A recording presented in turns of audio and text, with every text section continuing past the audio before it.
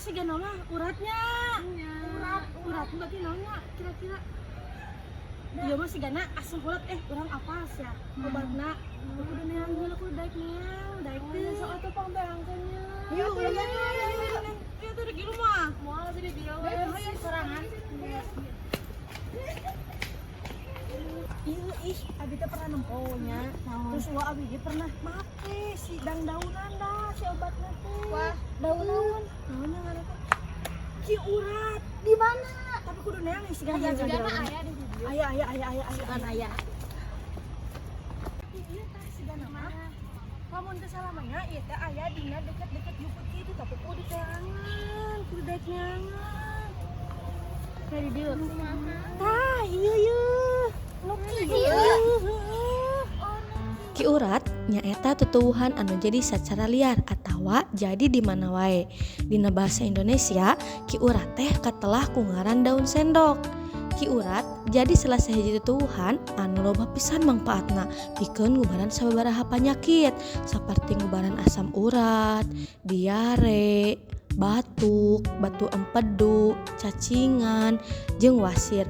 Tah, naha cenah bisa dipake pikeun obat sabab dina daun ki urat teh aya sifat anti-inflamasi atawa zat anti radang.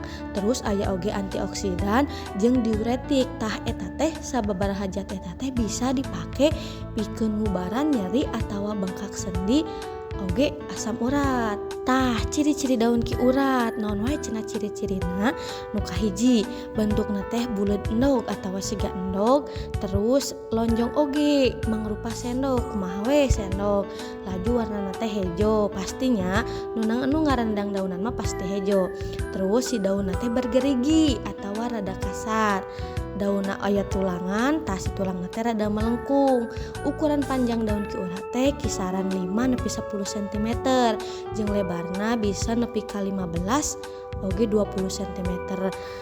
Tutuwuhan ki urat ieu bisa jadi di mana wae atawa liar. Jadi urang teh henteu hese neanganna, bisa jadi di buruan, terus di kebon atawa di mana wae anu sok jadina teh jeung jujukutan anu hejeng. Jadi teu hese upama neang ubar ki urat jeung panyakit-panyakit. Cip. Ieu aya ubarna Kak. Ikumahakeun. Iya.